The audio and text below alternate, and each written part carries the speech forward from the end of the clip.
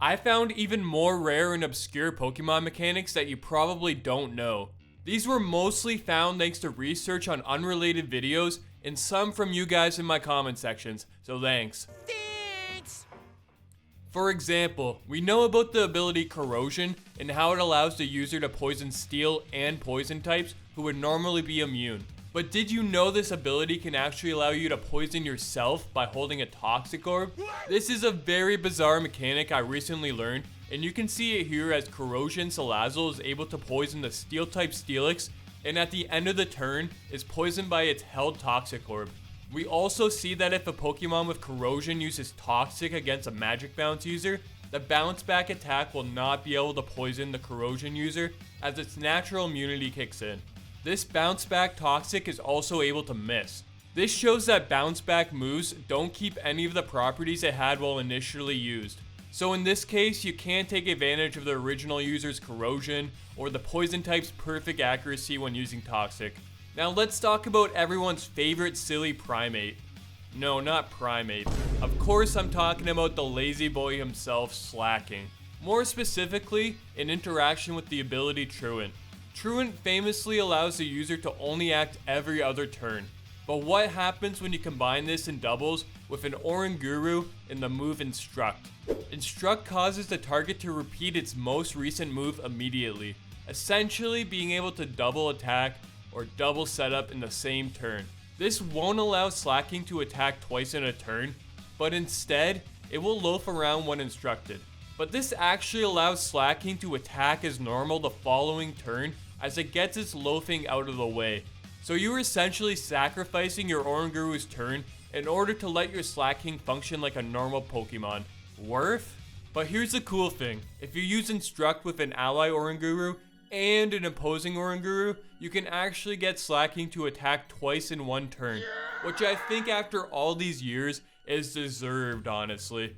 I checked and tested on Showdown, but this Instruct mechanic cannot be used in the same way to activate the recharging turn for moves like Hyper Beam, or speed up 2-turn moves like Solar Beam and Electro Shot.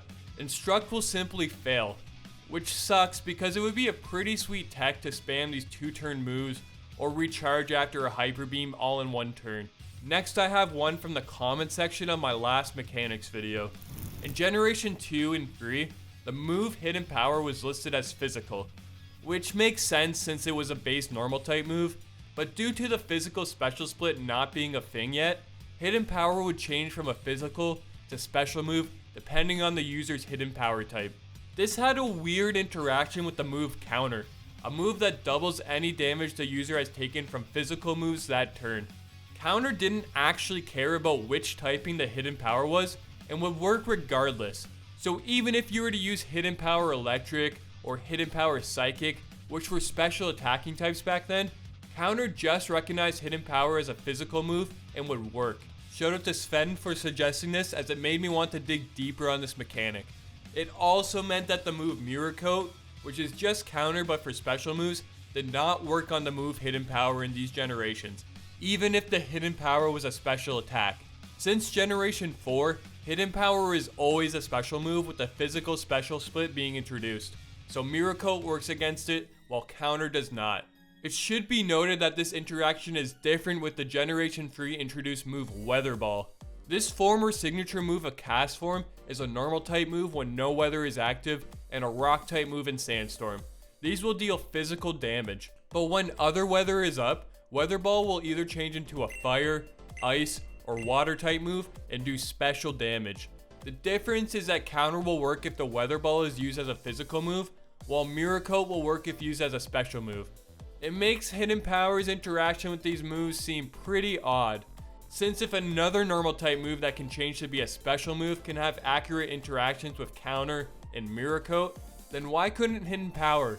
If you like Pokemon and you like gifts, make sure to enter this month's tournament on the Bud Zone Discord. For the holiday season, we are doing a Metronome Battle tournament, and the top 4 finishers will win cold, hard cash. Well, in the form of a gift card of their choice.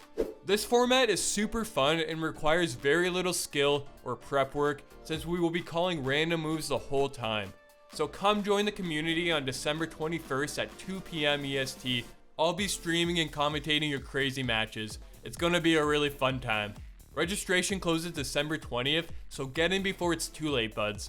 Also, part 2 of ranking every ability is in the works and close to being finished, so expect that to drop soon, and part 3 hopefully before the new year. Moving on to one of the most recent mechanics I learned, it has to do with the Pokemon Arceus and little bro Silvally. These Pokemon have abilities that change their types depending on their held item. For Arceus, it is the plates, and for Silvally, the memories.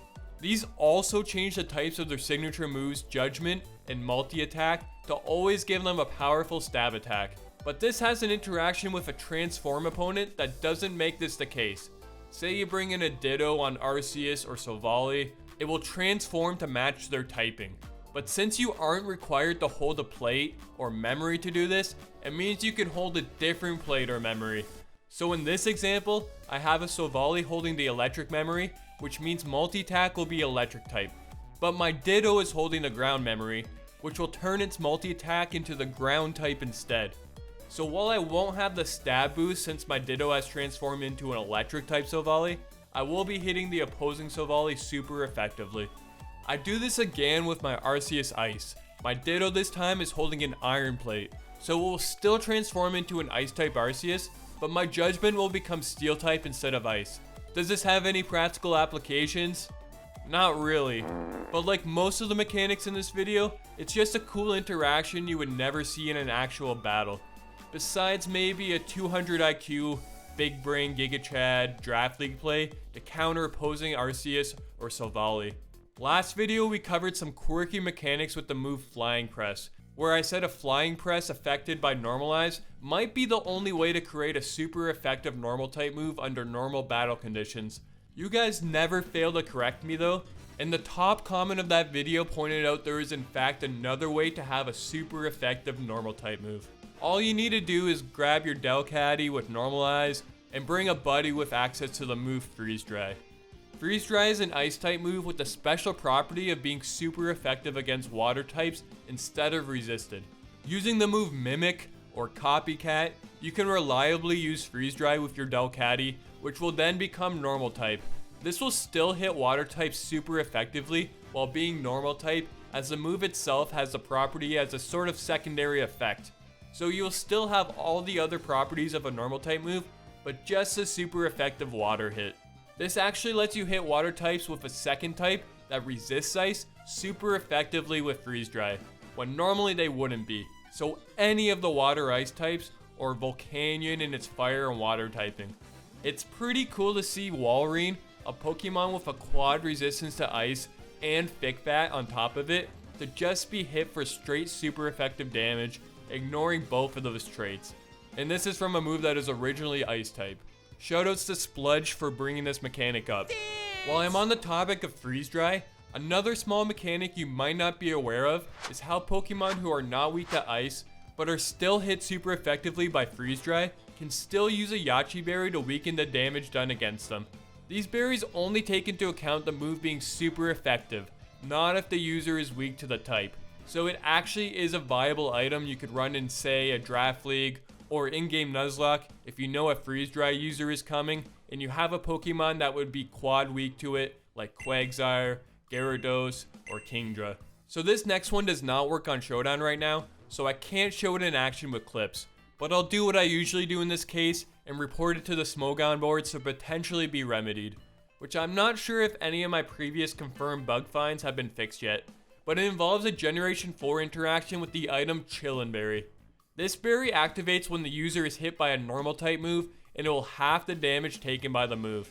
In Generation 4, this supposedly will activate for the move Struggle, which is a typeless physical attack. It also will activate upon hitting yourself in Confusion, which is treated as taking a normal type attack.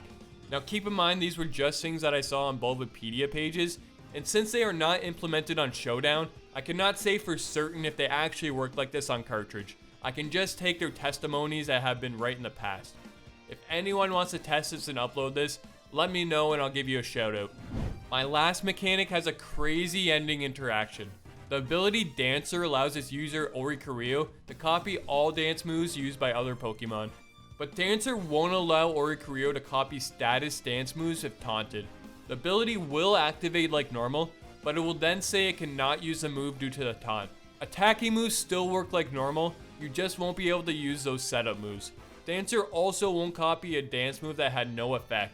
So if you attack into your ally with telepathy, your move doesn't work due to an immunity, or hitting into an empty slot, Dancer will not activate even though a dance move was attempted. Now here's my favorite part of the video. If multiple Dancer users are on the field and one of them uses the dance move, the others will copy the move and that's it. The original user will not be able to copy another Dancer that has copied its own move. This was obviously accounted for. It makes it so there isn't an endless loop of dancing Oricorios, but it is pretty funny to get 4 Oricorios on the field at once. If they all use a dance move like Quiver Dance, you will have 16 moves used in one turn where they each get off 4 Quiver Dances. I'm not sure, but I think this is the most amount of moves you can use in one turn without using a bunch of Smeargle. They would also use a similar tactic, but instead doodle the Dancer ability onto themselves and call a dance move with assist to technically give them slightly more moves used. So that's all I got for this one. Did you know any of these? Which one was the most shocking to learn? Leave some of the rare interactions you know, and maybe I'll keep these coming as I'm sure there are plenty more. Don't forget to join the Budzone Discord and our Metronome Battle December 21st for a chance to win some prizes. I'll see you soon for part 2 of ranking every ability, so subscribe to be notified when it drops. Thanks for watching, buds.